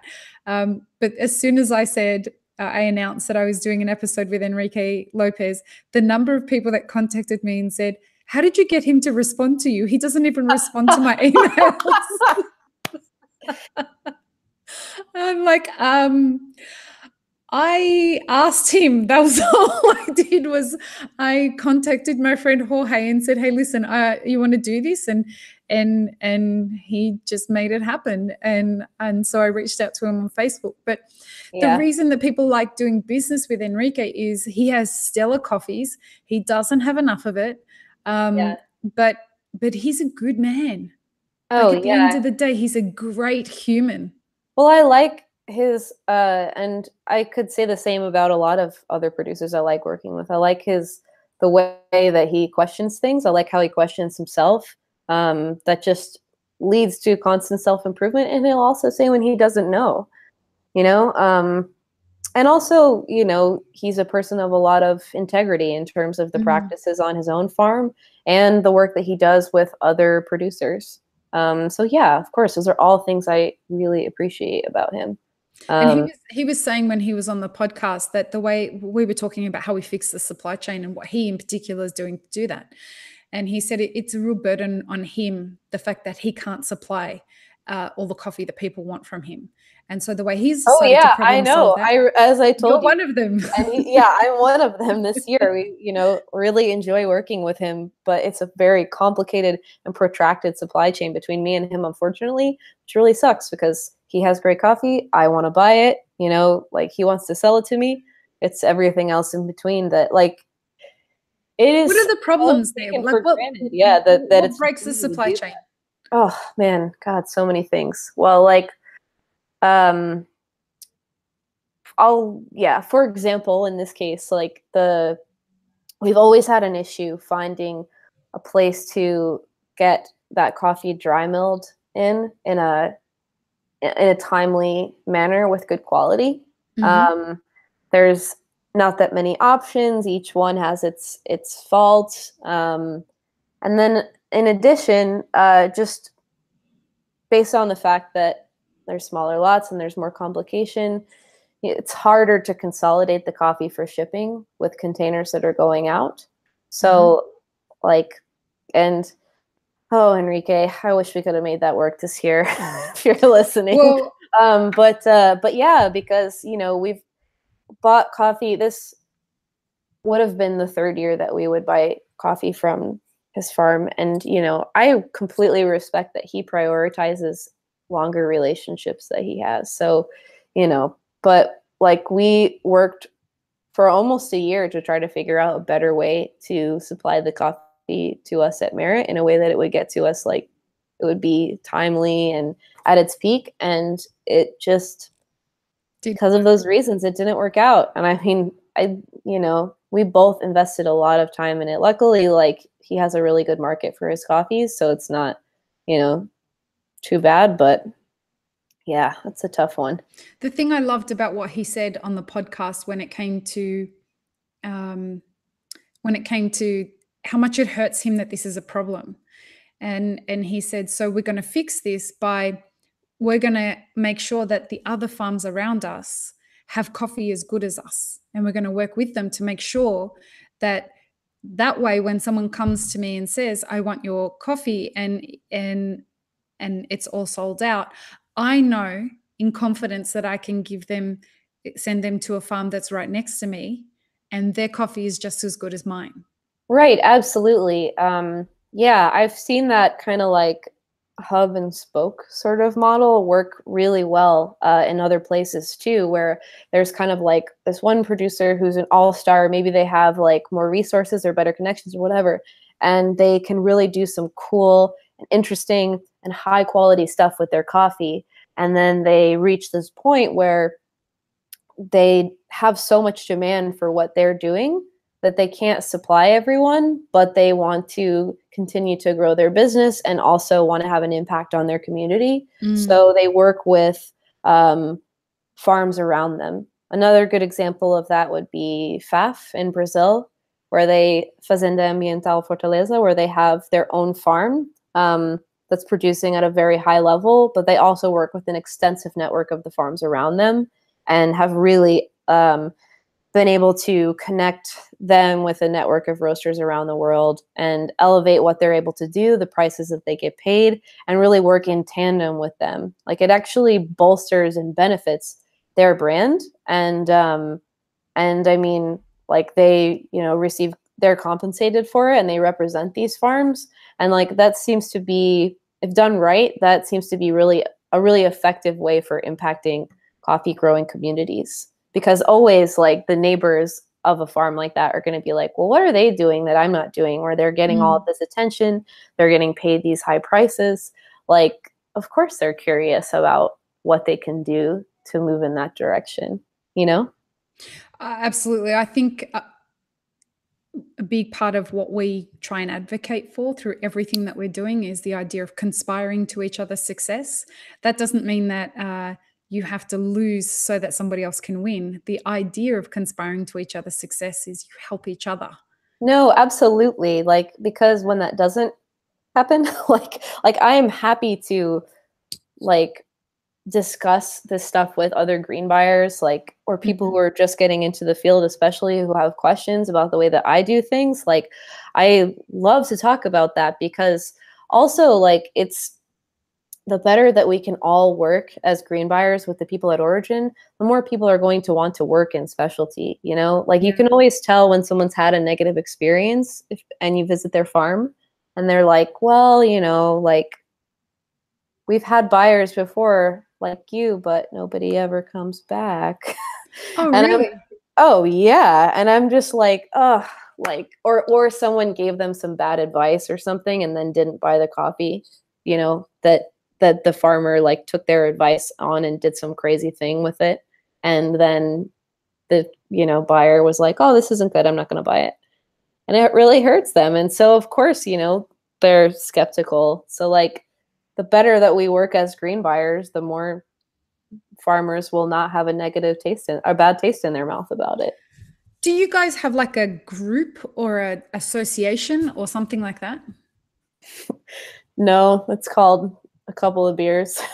Right. Someone needs to get on that.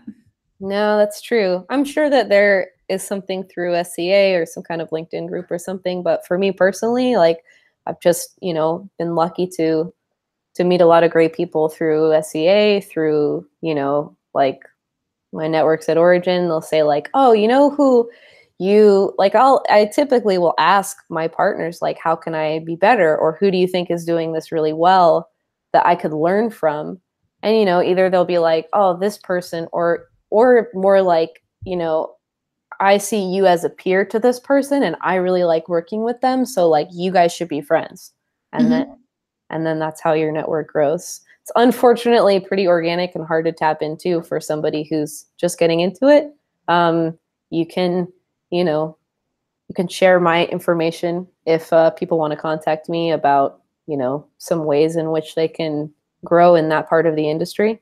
Yeah, and if anyone who's listening and does want to get in contact with Jamie, just email support@mapitforward.org and we will introduce you via email. Yeah. With that. Do you guys think that you might, I mean, can you see the value? Look, you and Christopher and people like you are the Jeff Watts of the future. You know what I mean? Like, he's a legend. Flattering. Thanks, Lee. He's the dude. You have to learn. Everybody must learn how to give hugs like Jeff Watts if you want to be a green buyer. Have you ever had a hug from Jeff? Dude, John Allen and I were talking about it on the podcast. They like last for 10 minutes. He gives you a hug and you just, sorry, my phone's going off and it's another telemarketing bullshit thing. But Jeff Watts gives you a hug and it lasts for 10 minutes and you just stand there and you just melt and everybody talks about his hugs. And he is, you know, one of the most well-known green buyers in the industry for anyone that doesn't know who he is.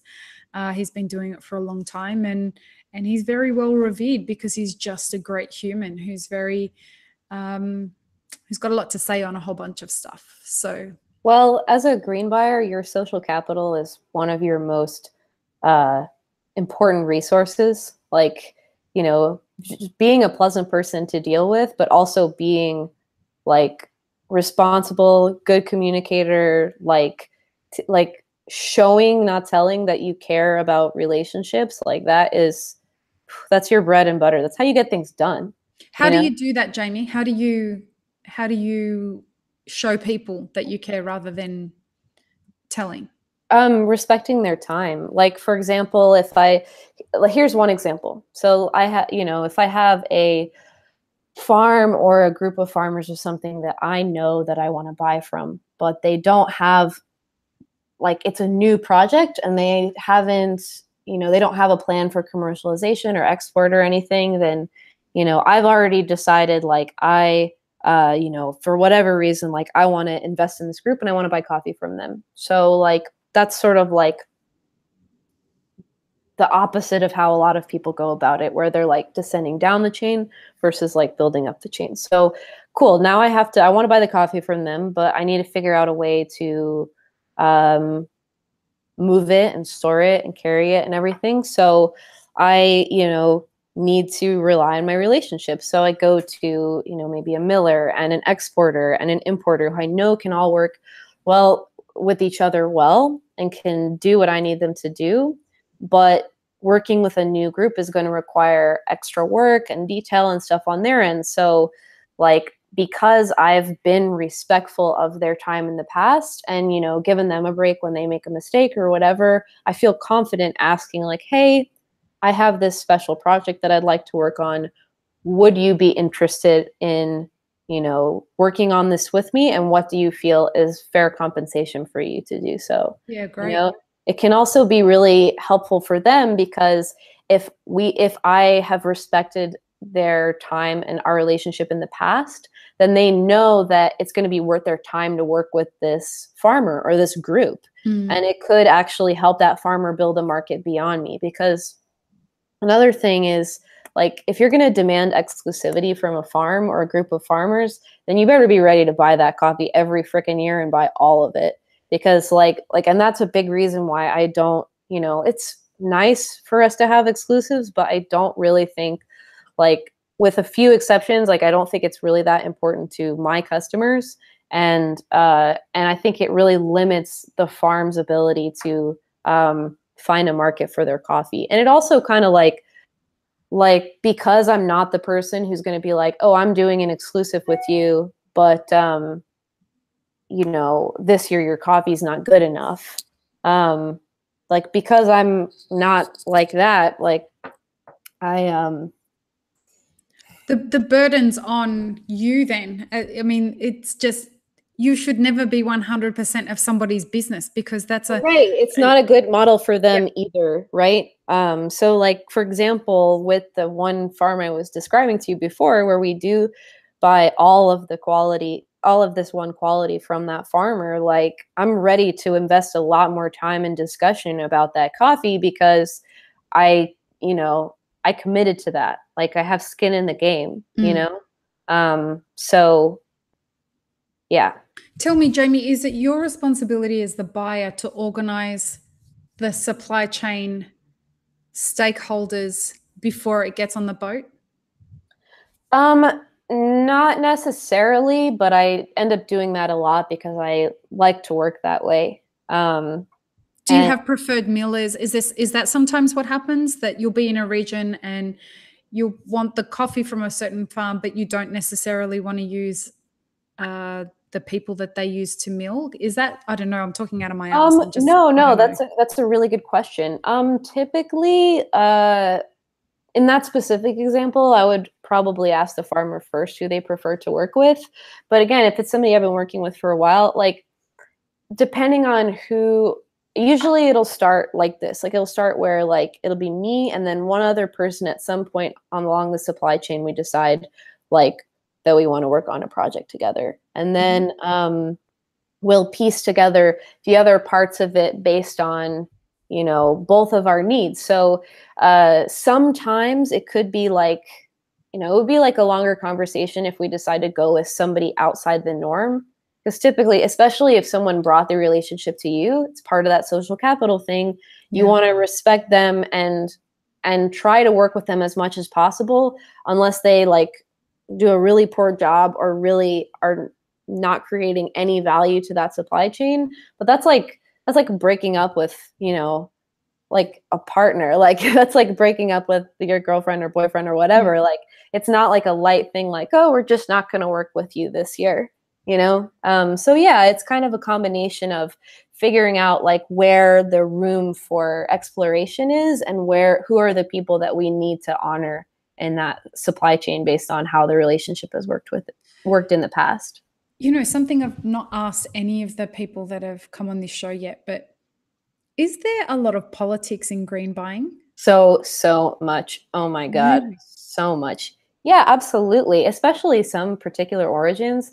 Whew, it's like very complex. Like Guatemala is one because there's a lot of competition. There's a lot of people working there and everybody is interconnected. It's so incestual. Like Really? yeah, for real. Yeah.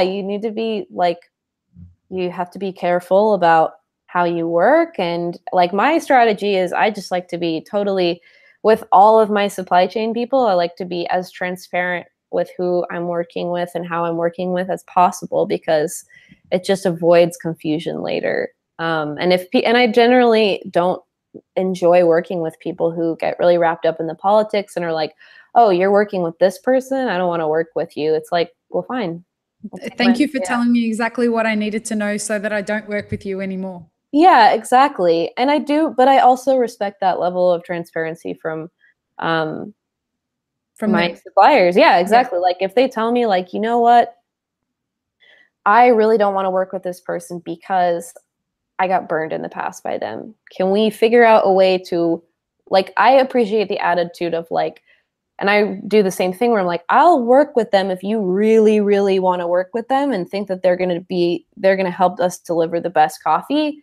But my preference would be not to because I had a bad experience, you know? I can very much relate to what you're saying right now. I'm trying to put on an event in Australia.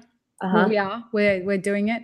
Yeah. And the politics involved in that can be quite intense. And having to say to some people, listen, I do not want this particular person being a part of this event because of X, Y, and Z. But if it's going to mean that the information that they're going to deliver is going to be of benefit to the people who are attending, then we will find a way to make it work. But my personal preference is I don't want to work with this person. Right, right. You know what I'm saying? So Yeah. I absolutely can relate to where you're coming from. Sometimes you have to find a way to bend a little bit. Yeah. But politics is a prick when it comes to this shit. Oh, yeah. Well, the thing is that, you know, you work so closely with so many people in this little niche of the industry, and there's not really that, like, in this global scheme of things, there's not really that many people. Like, it's just inevitable that you're going to have some bad experiences with different people or like, you know, personal run-ins or butting heads or whatever. Of course, you know, I have people that I would prefer not to work with because of that. But, you know, if necessary, like, you know, just put on my big girl pants and we'll make it happen, you know? And it's also dissociating from, and this is a lesson that I have learned recently, having to have, you know, a million conversations with myself about the idea of, listen, there are standards that you can set for yourself. But not everybody can meet those standards. And are you being reasonable or being unreasonable in expecting certain people to meet those standards? That one's been a big learning curve for me recently. Am I asking too much of people? Right. A challenging thing can be when you're working in an area where there aren't that many options for a particular point in the supply chain. So you kind of have to manage like the lesser of the evils and figure out who is going to work the best. Like, you know, maybe it's like in Mexico where there's not that many dry mills that we could have used, you know, or maybe you're working in a country where there's like only a few exporters who can do what you want to do, but this won't work. One won't work for one reason, or this, you have to work with this one. You know, I keep coming back to this, like, I wish I could make it simple, but the truth is it's not that simple. You know, if there's anything that I've learned in having conversations with all of your green buyers, this supply chain situation is such a complex web of what would be the most appropriate word? It's a complex web of uncertainty and unknowing, and a lot of it is fixing along the way. Like there's a lot that's broken with it, there's a lot that's right with it, but a lot of the broken shit happens without you knowing that it's going to end up broken. Yeah, I mean, it's all like Real like time. I said, all of our coffee is coming from developing countries. Like, of course, there's going to be issues, you know. Like, and also it's farming. Like, so you can't control the weather. You can't control. There's so many things that you can't control, right? So I'm kind of a control freak. So this has been a pretty good job for me to learn how to be more patient and just like take a breath and be like, don't worry. Luckily, being a green buyer for a roaster, I think allows you a lot more space to problem solve. Whereas being a green buyer, let's say for an importer or, you know, even on the ground, like it gives you, there's a lot less flexibility for you to figure out what to do versus beyond just like highly discounting the coffee if there's a problem.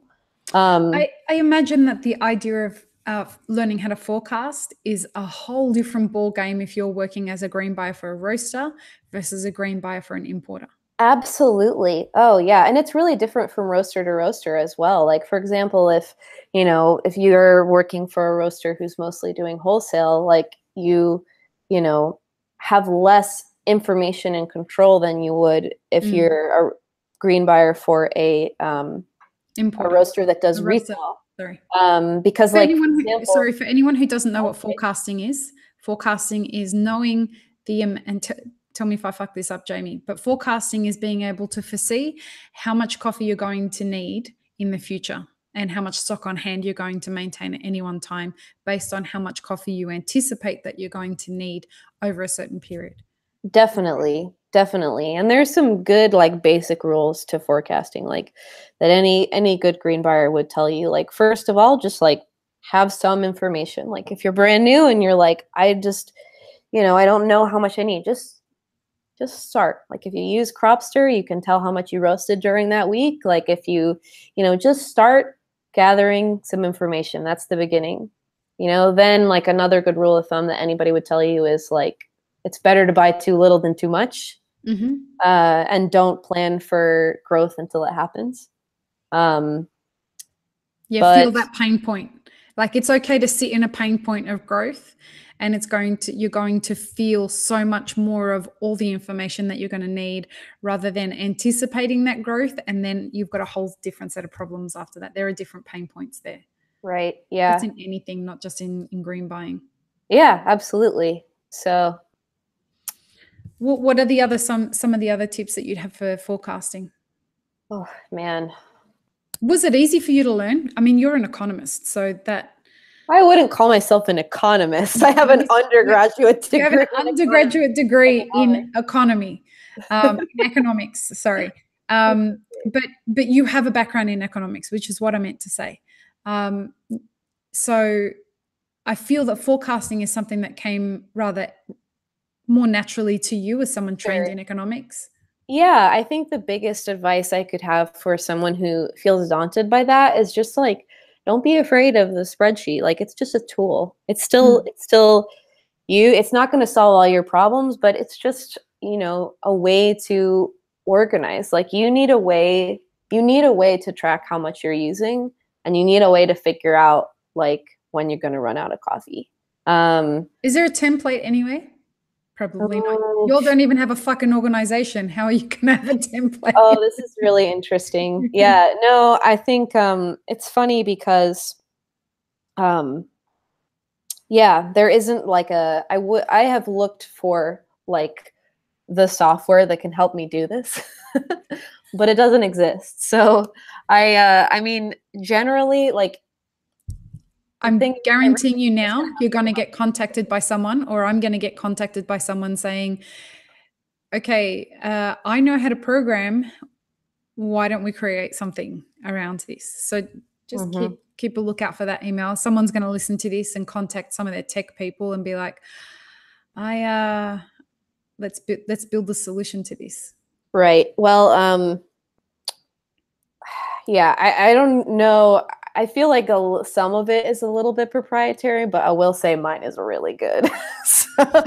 so that's all I can say. So if that technologist does want to get in contact with someone, hit Jamie up and you all might have a new app on your hands that you're going to make $1 squillion from. Yeah, we'll see. It's funny. The reason I say that is because we started talking about, what this month's content theme is. And I've been contacted by 3 different people who are developing secret blockchain technology for green buying, separate from the stuff that's on the market already, that people are already being public about. But I've been contacted by 3 separate people that are saying, I'm secretly working on blockchain technology to help with green buying. And cool. I think there's a huge vacuum for that. Yep. I'd be lying if I said I hadn't thought about it before. But yeah. Should I put you in contact with them? Sure. We can talk about this more later. I guess it goes into the off the air list of things to talk about. Yeah, for sure. Yeah, no. Well, it's just great that people are starting to think about this stuff. I'm really excited about what's coming with regards to green buying and traceability and transparency and all of that kind of stuff. The conversations that we've been having are starting to, hit some nerves with some people that have said, well, look, I've been working on some things and I've been a bit shy to talk about it. Do you think that we can maybe find a way to get this into the mainstream coffee industry? Or, I've been thinking about a few things and I think I've got some things that could help. And I would always say to anyone who thinks they might have an idea but thinks it's stupid, reach out to somebody like Jamie or Christopher Ferran or any of the other people that we've had on the podcast. Find them through social media and say, listen, you were speaking about this. I've had this idea and I've been thinking about it for ages. Do you think it might be able to help? Because these problems have existed for ages. Right. No, it's very, very true. Very true. So I think on that point, lady, I might let you get back to it because I know that you just got back from your trip and I'm sure you have about 3,000 emails that you need to get back to. And that's okay. I was so excited to do this today and I wouldn't have scheduled it with you if it didn't work out. So yeah, thank you so much. I hope that I gave some good content.